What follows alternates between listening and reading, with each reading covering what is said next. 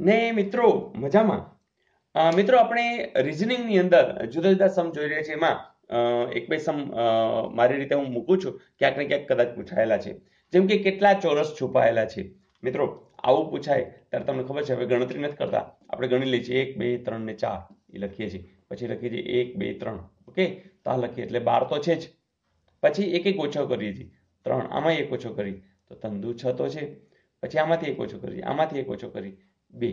બસ હવે એક ઓછો કરશો એટલે 1 ગુણ્યા તો 0 આવી જશે, એટલે કઈ લખવાની જરૂર નથી. બસ આનો સરવાળો 12 ને 6 18 ને 2 20. તો 20 છે, 20 છે. ક્યાં છે આર્ય? તો મિત્રો હવે જ્યારે જુદા જુદા હોય, મતલબ કે અહીંયા 5 હોય ને 4 હોય, તો પણ તમે આ રીતે સીધું સ્ટાર્ટ કરીને જવાબ લખી શકો છો. Is it okay? જોઈએ નેક્સ્ટ. મિત્રો આ જ પ્રશ્નની અંદર જ્યારે એમ પૂછે કે આકૃતિમાં કેટલા લંબચોરસ છે, તો મિત્રો તમને એ ખબર છે કે ચોરસ એ લંબચોરસ તો છે જ, પણ અહીં તમે જોતા હશો કંઈ વધારાના પણ મળે, જેમ કે અહીંથી અહીં સુધીનું, પછી અહીંથી અહીં સુધીનું, અહીંથી અહીં સુધીનું, અથવા તો આ પણ છે, પછી અહીંથી અહીં સુધીનું પણ છે, અને અહીંથી આખો આ પણ છે, આમ પણ છે. તો ઘણા બધા લંબચોરસ છે. આ તો છે જ, જેટલા હતા એટલા તો છે જ, પણ એ સિવાયના પણ છે. તો મિત્રો આ કેમ શોધવું? સાવ સહેલું. મિત્રો ફરીથી આપણે પેલા 4 ગણી લ્યો, આ બાજુ કેટલા છે 3 ગણી લ્યો. ઓકે, પછી શું કરવાનું છે કે 4 પછી કોણ આવે તો કે 5, 3 પછી કોણ આવે તો કે 4. ઓકે, છેદમાં 2, છેદમાં 2 આ ગુણાકાર લ્યો. બસ ફરીથી જેટલા આમ છે, જેટલા આમ છે બેને લખ્યા, એના પછીના અંક પણ લખ્યા, છેદમાં 2. એટલે આમ જોઈ જોઈએ 2 દુ 4 અને 2 દુ 4, જોજો 5 દુ 10, 3 દુ 6, તો 60 છે એ જવાબ છે. તો મિત્રો મેં આના ડિટેલમાં ઘણા બધા મૂક્યા છે, અને એ સૂત્રો તમે જોઈ લેજો કેવી રીતના પાકા કરવા, શું કરવું. તો આના સ્પેશિયલ આકૃતિ માટેના જ ત્રિકોણ, લંબચોરસ, ચોરસ, તો આકૃતિ છુપાયેલી એવા મેં વિડીયો મૂકેલા છે, જરા જોઈ લેજો. મિત્રો એક વાત બહુ નક્કી છે કે ગણિત તો છુપાયેલું છે, આ બધું કરીએ છીએ પણ ગણિત તો છે જ.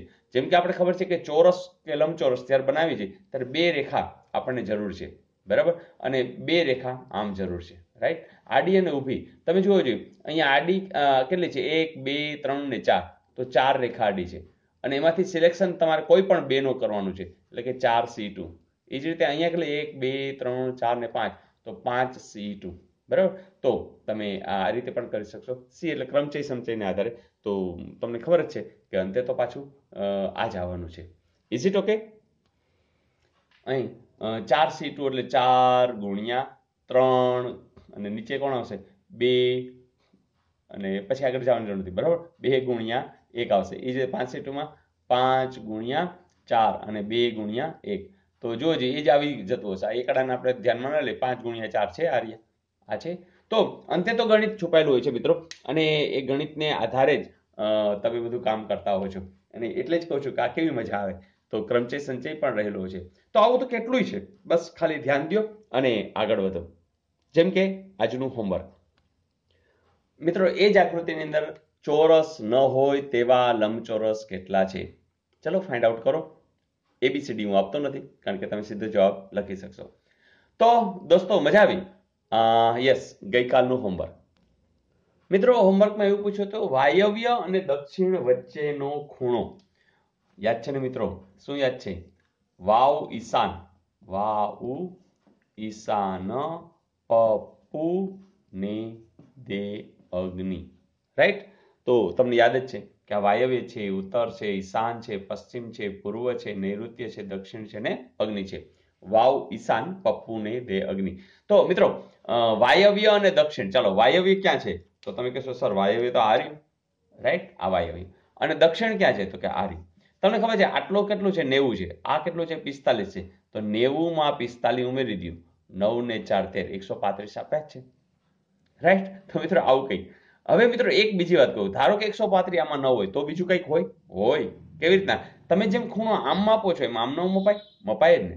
તો જોજો અહીંથી અહીં સુધી તો 180 થયા, અને 180 માં આટલા 45 ઉમેરી દો, એટલે કેટલા થાય? તો 8 ને 4 12, 225.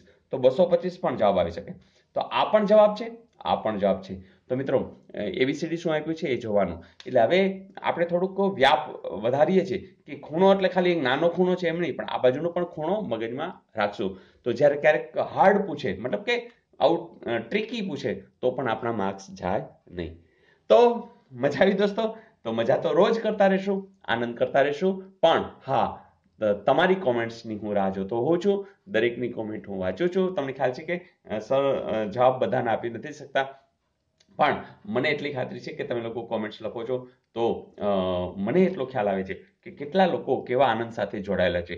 તો ઘણા લોકોને કોમેન્ટ્સની ટેવ ન હોય, પણ મને લાગે છે ક્યારેક ક્યારેક, હા, તો જરૂરથી કોમેન્ટ્સ લખો. તમારું લાઇક તો મને ખબર છે બધાના વિડીયોને લાઇક આવી જ રહ્યા છે અને તમે કરી જ રહ્યા છો.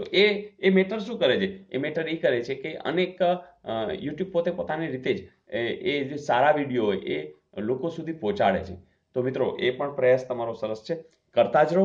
અને હા, શેરનો પણ એક સરસ ઓપ્શન છે, જેમાં તમારી આજુબાજુ સગા વાલા જે કોઈ મિત્રો, તો એને બધાને જાણ કરતા જ રહો છો. એમ વધુ ને વધુ કરતા રહો એવી ઈચ્છા છે, કારણ કે આપણું ધ્યાન એ છે કે ગુજરાતના તમામ વિદ્યાર્થીઓ સુધી આપણે ગણિત, રિઝનિંગ, ગુજરાતી ગ્રામર, અચ્છા ગ્રામરના પણ વિડીયો ન જોયો તો જોઈ લેજો, ગુજરાતી સાહિત્ય, આ તમામ વસ્તુ, અંગ્રેજી, બધું આપણે કંઈક એવી રીતે મૂકીએ કે જેથી કરીને ભણવાનો આનંદ છે એ બધા કરતા રહે.